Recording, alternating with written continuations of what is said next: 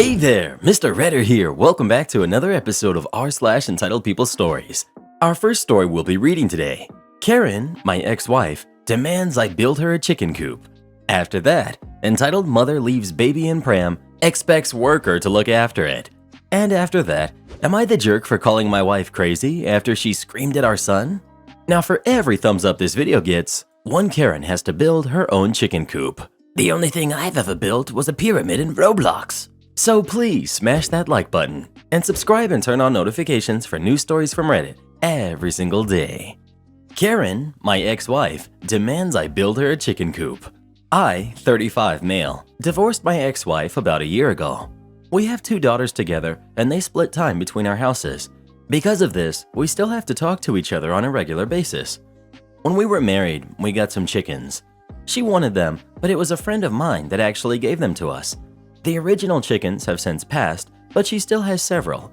When we got the chickens, I built them a coop and a run. This was several years ago, and she's telling me it needs to be rebuilt. I suggested she get one from the store. She said no, none were big enough and she didn't like any. She wanted me to build one. I said heck no, I'm not doing that. She said I should because the chickens were from my friend, and if I had built it better in the first place, we wouldn't need a new one. She kept bothering me and asking for it, so I eventually gave her a price. The estimated cost of the wood, plus $30 per hour it would take, and an extra $50 for being rude. This was high because building a run and coop takes a lot of time and lumber. It was way more than what at the store would cost. She said I was being ridiculous when I sent her the number. She says we're supposed to be a team working on it, and I shouldn't force the chickens to live in an unsafe coop. I told her she could build one herself. She said she can't afford it. Now she's saying I'm neglecting the chickens and is saying she wants to redo the custody agreement. Now I'm wondering if I should just give her the coop. Am I the jerk? Not the jerk. Please tell me you have her saying that she wants to redo the custody agreement because of a chicken coop in writing. Not the jerk. Once your wife assumed responsibility for the chickens, they became her responsibility. I would take pictures of the current state of the chicken coop. If she actually wants to use that as an excuse to redo the custody arrangement, your lawyer should use the pictures to point out that your wife insisted on keeping the chickens and allowed their living conditions to deteriorate. You suggested an economical solution would be for your ex to buy a coop from the store. She refused. If you're paying child support, that does not include chicken support. And for that alone, she is trying to drag you back into court to try to change the custody agreement. If she's so readily willing to neglect her chickens out of spite against OP, what else is she neglecting? If the living conditions are that bad, OP could report her to animal control. Handled correctly, OP and his attorney would make his ex look like a total flake and an idiot in court. OP remains rational while X looks foolish and incompetent. If OP has not done so, he needs to start a forget you binder to thoroughly document everything to protect himself. If she's threatening to go nuclear over a chicken coop, she will do it on the other stuff as well. I don't think that she understands how divorce really works. You're the jerk. She's right in saying that you're supposed to be a team. It's really petty of you to refuse to build her a chicken coop just because you two got divorced. She's still the mother of your kids, and the least you could do is build her a chicken coop. Anytime my ex needs something, I just do it for her or buy it for her. That's what healthy co-parenting is. It causes fights when my current wife gets upset with me. She works, but I'm currently unemployed. But it's like I tell her, I'm a package deal. You knew what you were getting into when you decided to marry me. My kids and their mother will always be a priority of mine because that's called maturity. Well, who do you think is the jerk? OP or his ex-wife? Please let us know. Tell baby mama I'll make her a chicken coop in Minecraft. I've been wanting to play forever. Entitled Mother Leaves Baby in Pram, Expects Worker to Look After It. I worked for a couple of years at a major historic tourist attraction in London. It was good fun and I immensely enjoyed it, although things could sometimes be manic busy, and although most customers were friendly, some could be somewhat unpleasant. Same as anywhere really.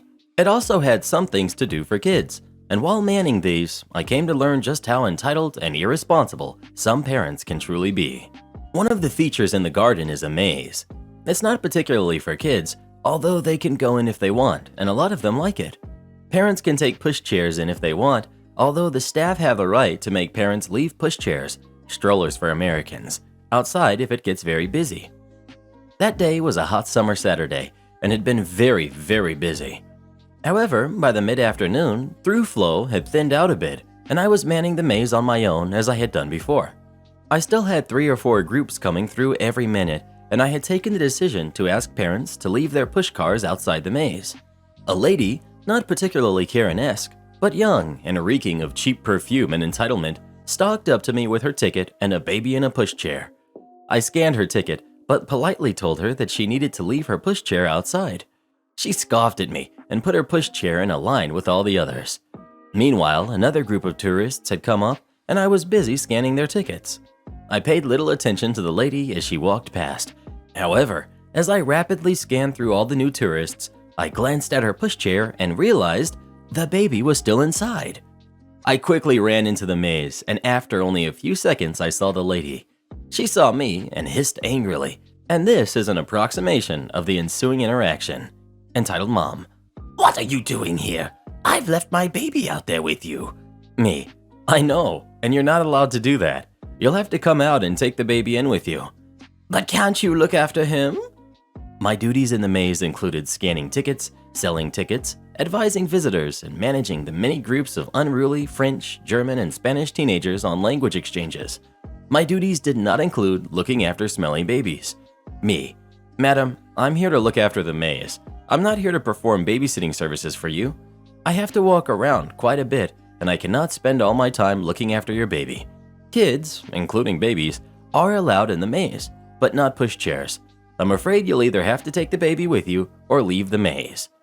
It's the first break from him I've had all day, she whined. Nonetheless, if you won't come and get your baby, who has been unattended for more than a minute now, I'm going to have to call security, I said, bringing my radio up to my mouth and hovering my finger over the send button. Now, are you going to get your baby, or do I have to call security? I asked. She snorted and angrily marched out of the maze and grabbed the baby, who luckily was still there. In hindsight, I should have just called security and let them deal with it, and not let the baby out of my sight, regardless of what a jerk his mother was. But all was well that ended well.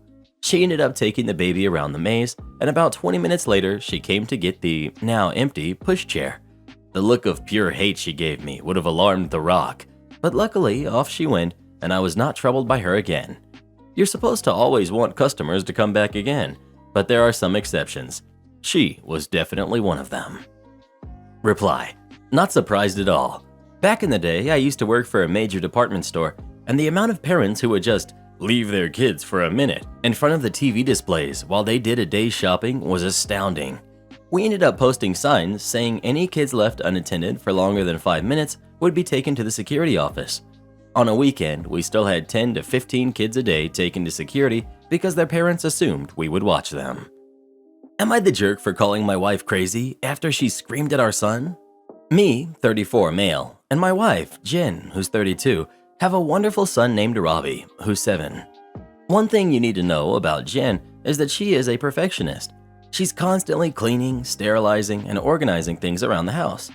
This has been an issue in our relationship because I constantly feel like I'm walking on eggshells around her. Her OCD tendencies have gone into overdrive ever since Robbie was born. Don't get me wrong, I'm happy that she's diligent when it comes to keeping our home clean and healthy. However, I feel like it's become unhealthy, specifically regarding Robbie. Robbie has cried on several occasions because he's the only one in his friend group that can't have company over. He's rarely allowed to visit friends, and when he does, he has to immediately shower. I've addressed these issues with Jen, but she refuses to see me and Robbie's point of view. The incident. Yesterday, Robbie, Jen, and myself were all at home. Jen had just finished cleaning the carpet in the living room and then went to clean the bathroom. Robbie wanted a glass of milk, so he poured himself a glass and went into the living room to watch TV. At some point, Robbie accidentally knocked over his glass, which spilled some milk onto the carpet. I was in my bedroom. The next thing I know, I hear Jen screaming at the top of her lungs. I rush into the living room and see Jen screaming at Robbie while he cries in the corner. He looked terrified. He just kept frantically apologizing and shaking. Jen screamed, "I just cleaned this carpet. Why didn't you drink the milk in the kitchen?" I stepped in and told Jen to calm down. It's just a little milk. No big deal. She continued to yell nonstop and started aggressively cleaning the milk while losing it at Robbie. I told Robbie to go into his room so Jen and I could talk alone. After he left, I told Jen that she shouldn't have screamed at him like that. She defended herself by saying that he knew the rules and should have known better. I told her that he's a little kid who made a mistake that anyone could have made. After things continued to escalate, I realized that there was no getting through to her. I yelled, "Robbie and I are sick and tired of your BS. Robbie can't even be a kid because he's constantly terrified of you. I'm not gonna sit back and let you do this to me and Robbie anymore. You're crazy." She was dead silent and just went back to mindlessly cleaning the carpet. I spoke with Robbie and eventually calmed him down by taking him out for ice cream. After we got back from ice cream, I saw that Jen had locked herself in the spare bedroom. She refuses to acknowledge me and hasn't spoken to me since yesterday. For the first time in years, I saw her go a whole night and morning without cleaning. I'm starting to feel like I went too far, but I was just trying to defend my son. Am I the jerk? Not the jerk. Listen, this goes way deeper than Jen just having a cleaning issue. It's become obsessive and she needs professional help because she's obviously only been getting worse. She's traumatizing your son for simple mistakes and ruining his childhood by isolating him from his peers. You need to make serious and immediate changes, starting with deciding if Robbie living with her is actually good for him, or if you need to find a way to distance Jen until she gets her head on straight.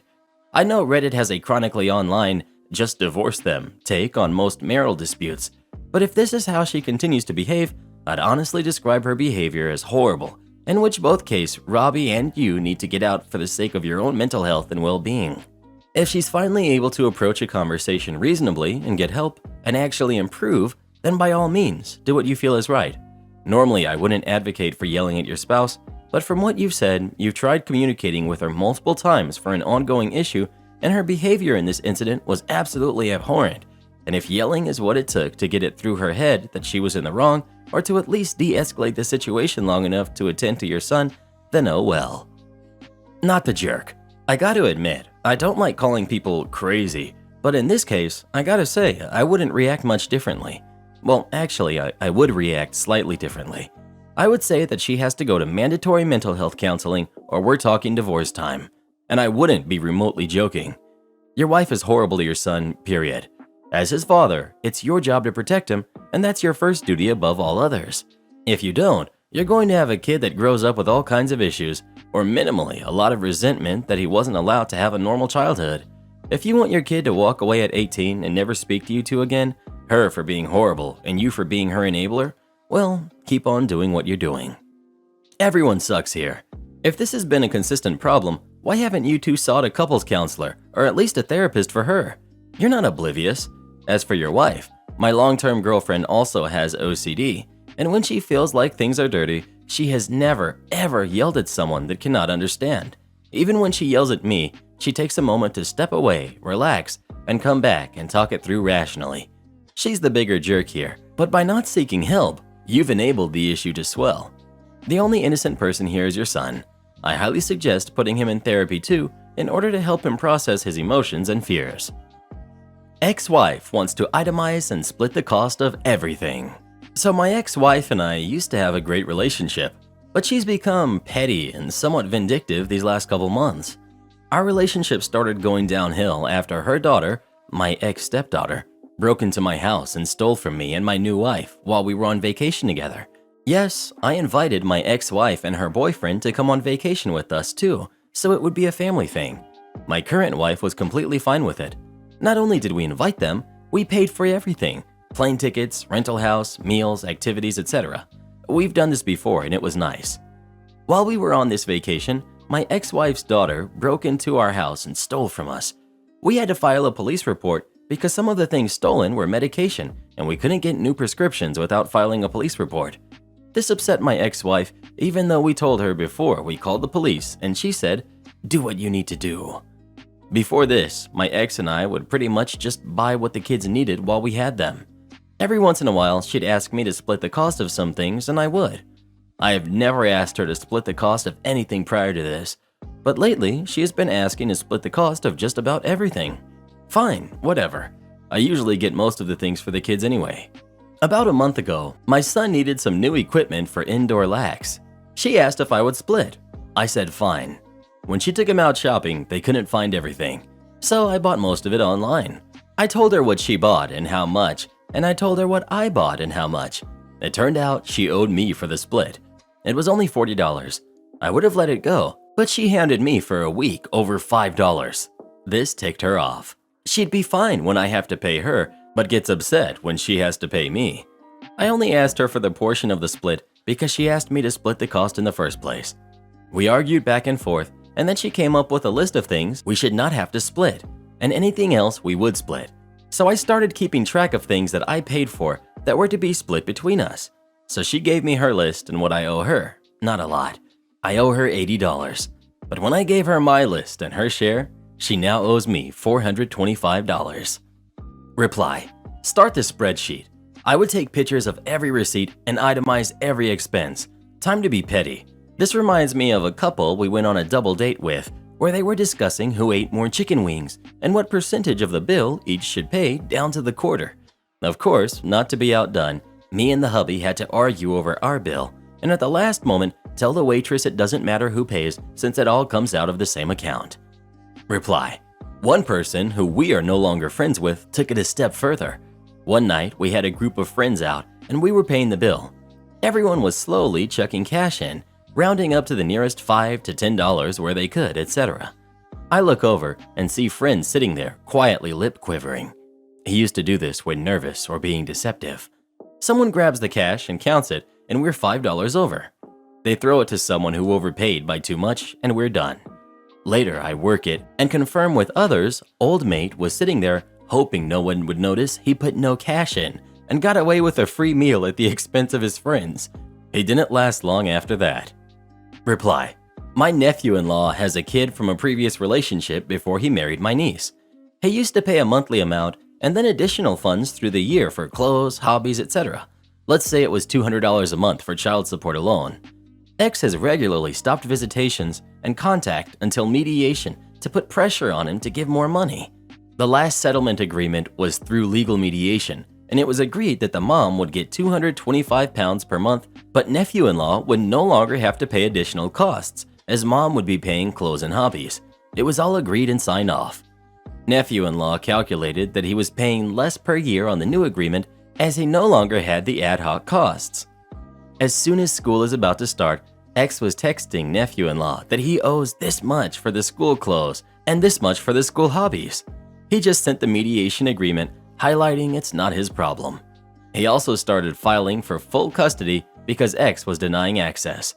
Last week, X dumped the kid and their belongings at nephew-in-law's because she's pregnant with a new money-making baby and a teenager who hates her as too much hard work. Am I the jerk for not taking my kids on my ex's days? My ex and I have 2 kids, 15 male and 13 female. I have them every other Monday through Thursday. Around a month or 2 ago, he called me and said that his sister was in the ICU after an accident, and he asked me to take the kids for a couple days so he could see her.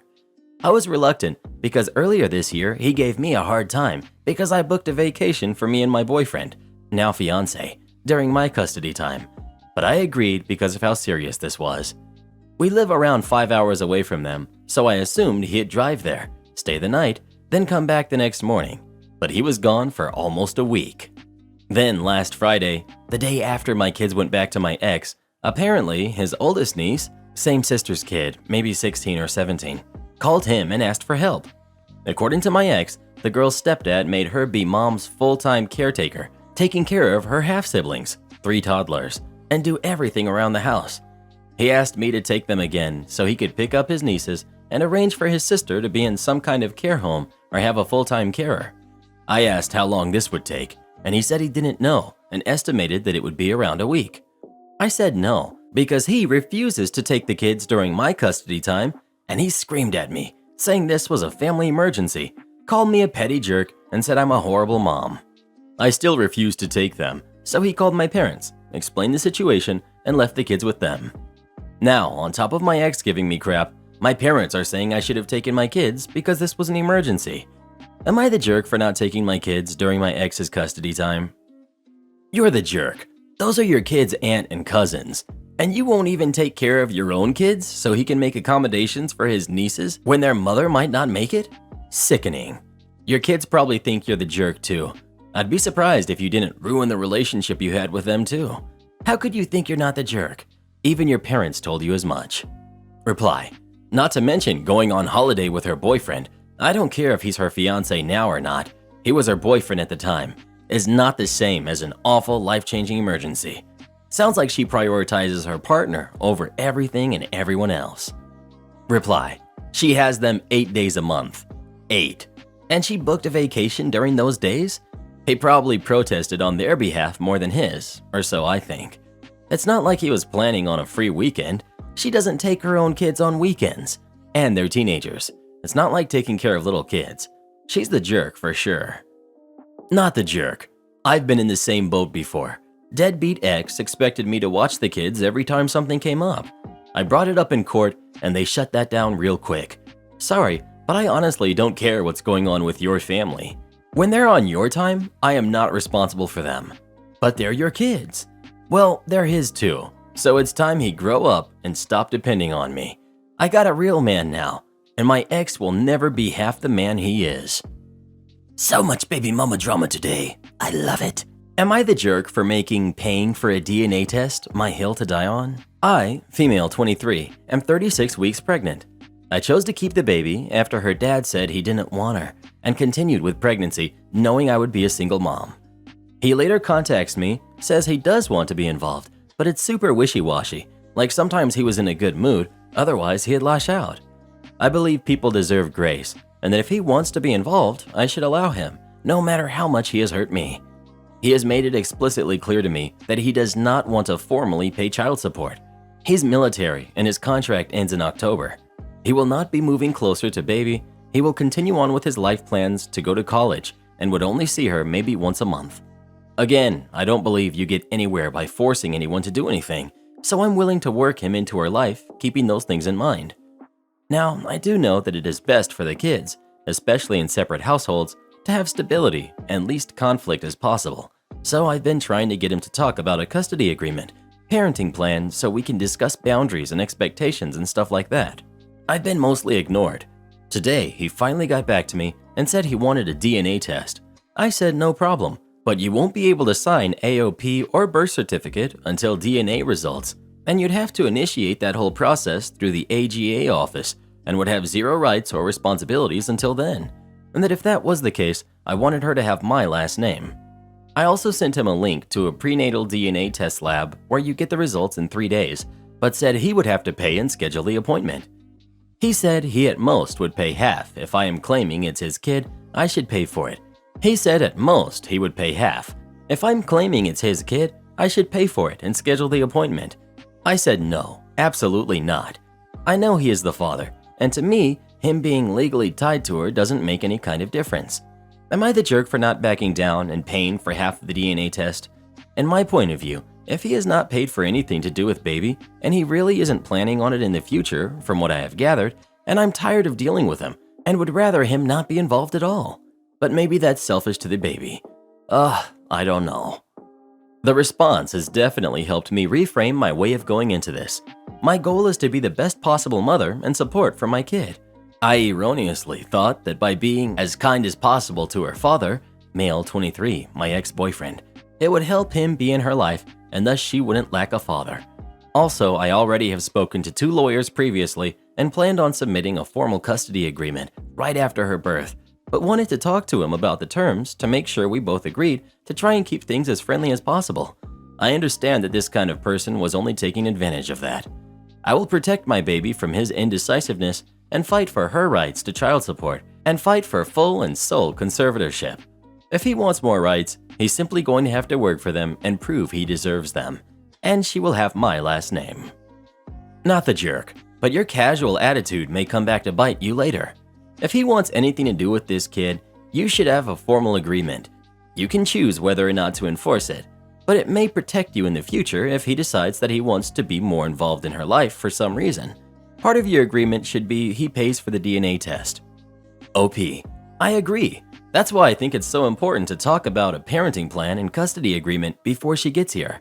I plan on submitting one to the court system if he does end up getting the DNA test and signing AOP. I did want to be considerate and see if we could come up with compromises beforehand so that it would be something we both agreed on and wouldn't be too much of a legal battle. I just don't think that's realistic with his attitude. Everyone sucks here. You need a reality check. In your effort to come off as easygoing, you're hurting your kid. Those laws are in place for a reason. They protect you, him, and most of all, your kid. Good for you for setting a hard boundary and stick to your guns. Go through the proper channels. He wants a selfie kid. He wants a baby to parade around on Instagram and show what a good father he is, but none of the tough stuff. You will be the one up with this baby all night with ear infections. You will be the one dealing with financial difficulties when there's no formal agreement in place because you didn't want to force anything on him. You don't get to cherry pick which stuff you want to be involved in. Good fathers and mothers are praised for being such because they are willing to make the sacrifices and tough decisions. You're the jerk towards your child and yourself. You sound like a pathological people pleaser who's giving away all of your decisions and your power to some flaky jerk at the expense of your kid and yourself. You're being a doormat. I think you may have serious self-esteem issues and consider yourself to be unworthy and undeserving of anything from the man who knocked you up for the sheer audacity of getting pregnant. You don't even feel entitled to give your own name to your child you birth. This is truly baffling. My God, woman, wake up. You're about to be a mother. Get assertive to protect the life you're making. You either insist that this dude commits to being an emotionally and physically present father who pays support and gets actively involved, or you cut him completely out of your life. No last name, no rights, no visitation when he feels like it, and no access to the kid, ever. Right now, you are setting up your kid to develop an anxious attachment disorder, which occurs from having inconsistent caregivers in early childhood, and it's a tough burden to carry. Stop giving away your power to the man who doesn't respect or care for you, and get real. Boss excluded me from a meeting about my clients, ended up having to deal with a very irate customer. So as always, a little backstory to set the scene. I work organizing private travel for ultra-high net worth individuals, generally focusing on European travel. About a month ago, I handed in my 2-month notice as I'd found a new role elsewhere after 2.5 years of dealing with my narcissist manager's constant passive-aggressive needling and bullying. Quick introduction to the characters in this story. Narcissistic boss we shall call Napoleon. I'm sure you can make the connection there. Client we'll call Dingo. So as mentioned, a couple of weeks back, I handed in my 2-month notice to leave the company. One of the first things Napoleon asked me to do was to put together a full handover of my client list with a bit of an explanation of their likes and dislikes, regular routes, example margins for flights, etc., etc. As I'm moving to a completely different industry, this was absolutely fine and gave me something to do. This handover went unacknowledged for about 4 weeks while I wrapped my stuff up and spent a lot of time sitting around doing sod all. Wednesday, this week, Napoleon decides, right, let's go and decide who gets which of Read All About It 92's clients then. You don't need to come up, Read All About It 92. Stay here and man the phones. I had 3 flights that were already booked months ago that would be operating after I had officially left the company. So these were essentially free money towards targets for whoever gets to deal with them at the start of next year. Napoleon, being a narcissist and a greedy jerk, decides that the 2 flights with the biggest margin he'd take for himself and do over everyone else. However, had he had me in the meeting to discuss the clients, he would have known that I was in the middle of a fairly difficult discussion with client Dingo over a flight to a certain alpine resort at the end of December. Essentially, we had been told that there was no landing options for the requested airport, and they would have to use a different airport about 45 minutes drive further away. He chose the original one as his kids get carsick, so he wanted to cut down the drive time. I'd been going back and forth with the aircraft owners trying to find a solution, and while they were up in the meeting, eventually broke the bad news to Dingo, but advised that he would offer him money off a future flight, and therefore cutting our margin as an apology. Dingo did not like this and responded with a scathing email advising us of how awful this was and how he was considering canceling the flight and he'd think about the options that I provided him and get back to me later that day. Cue the malicious compliance. Napoleon comes down from the meeting and advises, "Oh, I'll be looking after Dingo and these other clients from now on for you." So I thought, brilliant. If he wants the margin and didn't want to bother to get into the background so he can deal with the fallout. So I send over an email to Dingo saying, "I'm so sorry for all the issues that you faced with us, and I understand how disappointed you are.